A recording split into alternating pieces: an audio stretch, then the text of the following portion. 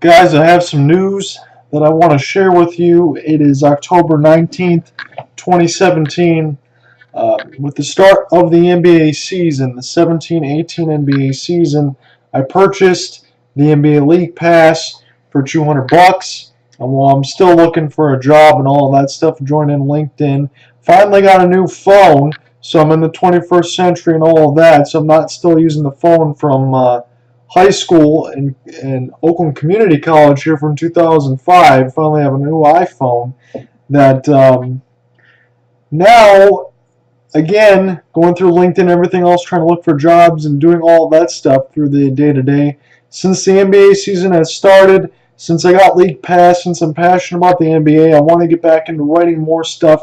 I've always been doing and uploading a lot of play-by-plays. You've seen this stuff on the YouTube. Have a thing on Shout Engine. I have all the links in there, which has all the stuff that I've loaded through the years. And then the radio show that I used to do pretty much every week for Oakland and all that stuff. I still do that some stuff from time to time. But now with the NBA season launching on Tuesday night, I'm going to do an NBA Game of the Week. This is going to include pretty much a primetime matchup of my choosing. However, if things end up changing and going differently, and I finally get some responses back to some of the stuff which I'm doing, which I'm hoping, even if it's negative and you guys want to tell me I suck, honestly, I really appreciate that because I want to know if people are actually looking at the content and putting them through the work that I'm doing. So that would be great. If you guys tell me I completely suck, I'd at least like to see comments because in that way I know people are actually looking at it. But with the NBA Game of the Week comes a game story write-up. It also comes NBA play-by-play, and then also going to have personal thoughts and links including to the game story, the write-up, and the play-by-play. So the first game happened to be the Boston Celtics and the Cleveland Cavaliers. And while the just allure of the NBA season also started up, there was also some things that happened in this game that were not much fun. And you know, by now, they're Tuesday, now it's the late Thursday. If you didn't see it in the game at all, I have the complete write-up and the play-by-play for it so you can follow along. I'll include those links at the annotations and stuff like that below. But Gordon Hayward was coming down off of a lob pass from Kyrie Irving, got a little bit of contact with LeBron James and some others, came down on his leg awkwardly, and then ended up snapping said leg. It was a fractured leg, fractured tibia. Fortunately, all the stuff does not seem to appear to be life-altering. Brad Stevens, some of those guys with Christian Ledlow as well on the TNT side of things, they've done a good job leaving in updates. And the home opener, which was Wednesday night for the Boston Celtics, because they put on Tuesday, the home opener Wednesday night gave Gordon Hayward giving a positive message from the hospital, and he is expected to make a full recovery, and he might actually return to basketball action this season, getting closer to the postseason when the Celtics eventually get there. Now, my initial takeaways from this game was that you can't really, despite of any injuries or despite of any trades, you can't really see any way that these two teams don't make the NBA playoffs. I know that's not the most enlightened take in the world, but from what I saw from the Boston Celtics in terms of Jaylen Brown and Jason Tatum, lot to like between the rookie and the second-year pro, respectively. My goodness, are they athletic? Can they shoot? They're long and they can play defense. Now, when I initially made the video, I think it was the first re-uploading on the old camera of the Kyrie Irving trade when it was first coming out, was I initially questioned how much better does this make the Celtics. And now, unfortunately, with the Gordon Hayward injury, and I'm not going to be such a prick about it like Skip Bayless was apparently on his initial tweet when he didn't even read out his thoughts and prayers to Gordon Hayward and all that, as I mentioned that faithfully throughout the NBA play-by-play in the story. That is going to change some things, but it's not going to change where you think the Celtics might end up in the standings. I mean, they might be a fourth or fifth seed at worst in the Eastern Conference, but I don't even think that they're going to fall that far.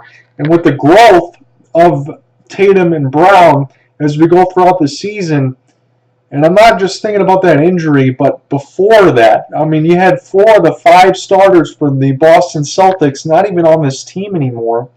Al Horford's the only one left down there, and you would still have growth between Brown and Tatum because you still have that Tatum pick. You know, he wasn't moved. He was the top 3 pick, the draft out of Duke. And then you would also still have that protected pick from the Brooklyn Nets, which, quite frankly, guys, could honestly turn out to be a top 3 pick at worst for the Celtics. So do you think that they would be better off that way if they hadn't made the move at all? And then, interestingly enough, it only took a couple weeks after that, before the season even started, that we heard that Dwayne Wade might be getting that buyout to go to the Cleveland Cavaliers. So he gets a 1-year, what was it, $2.3 million out of all the official stuff in the actual post of the story, but I'm just doing this off the cuff right now. So he's got that 1-year deal now with the Cleveland Cavaliers, does Dwayne Wade, and it turns out that J.R. Smith is not too happy about that because he doesn't want to get relegated to the bench.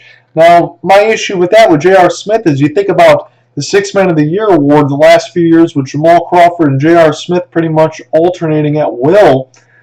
It's not really going to impact that much for J.R. Smith in terms of his touches and his points because when he gets out there in that bench production, they're going to predominantly look to him to score. So I really don't understand all the animosity that might be going on in the locker room, but quite frankly, between these two teams, and also don't forget about Isaiah Thomas that's still rehabbing for injury now for the Cleveland Cavaliers.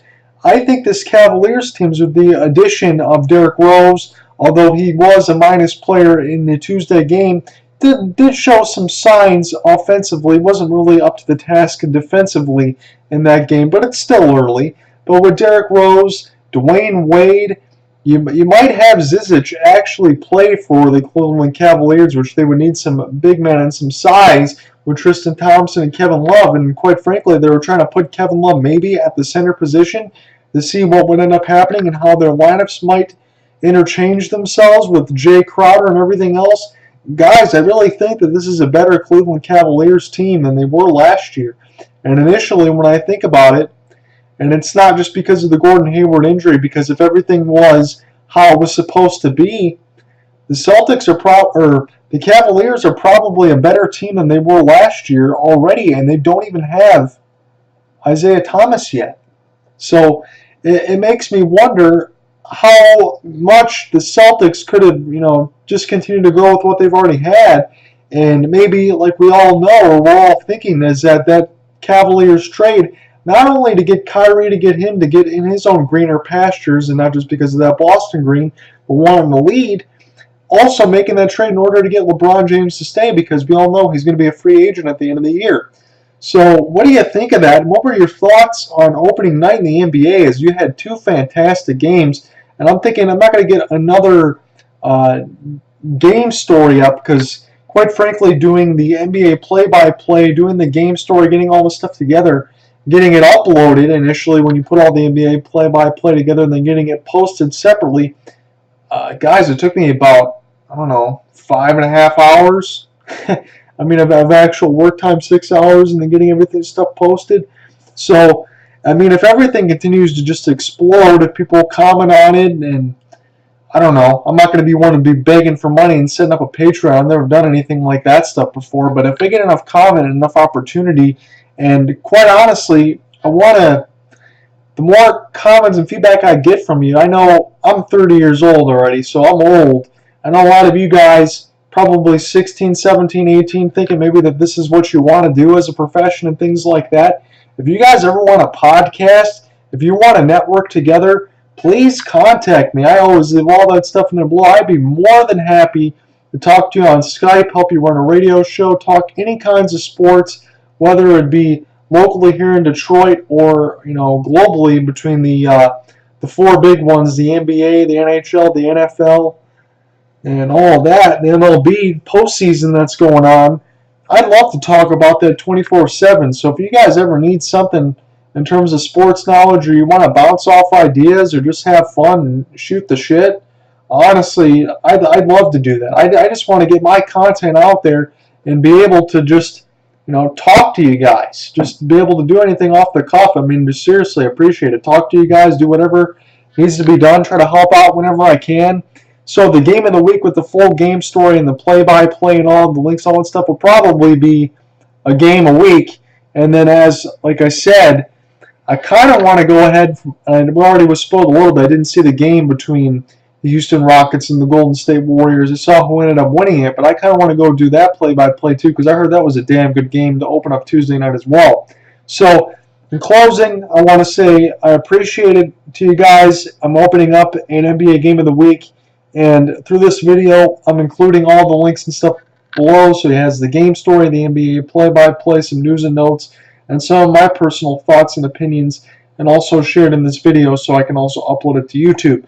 So any comments, questions, concerns, any thoughts about the content that you're going to end up seeing, please let me know. If you think it sucks, give it a thumbs down, but leave comments and say I suck in the comments. So just let me know so I can see that you guys are actually looking at it, because that would make me happy to know that I'm actually doing something that people enjoy. Because I know I enjoy it too, but at the end of the day, I want other people to see it, because maybe, and as I've been looking for a job after working for the Oakland Press for 7.5 years doing high school sports, I want to try to make some money. I know it's hard out there with cerebral palsy and all that stuff to be able to actually have me go out there and cover games and do things like that, but with the NBA League Pass, having it here in Detroit, obviously I can't cover Pistons games, although I do try to plan to go to the LCA hopefully a few times this season to see either Wings or Pistons. But from that perspective, maybe then I can cover some Pistons stuff. But if you guys have any requests which you would want for a game of the week, let me know, and I'll get to it and get back with you in contact. Really appreciate it, guys. Hopefully talk to you soon, and let me know what you think as you see some of that stuff below. And talk to you soon when we do another Sports Day in the D show. Appreciate it.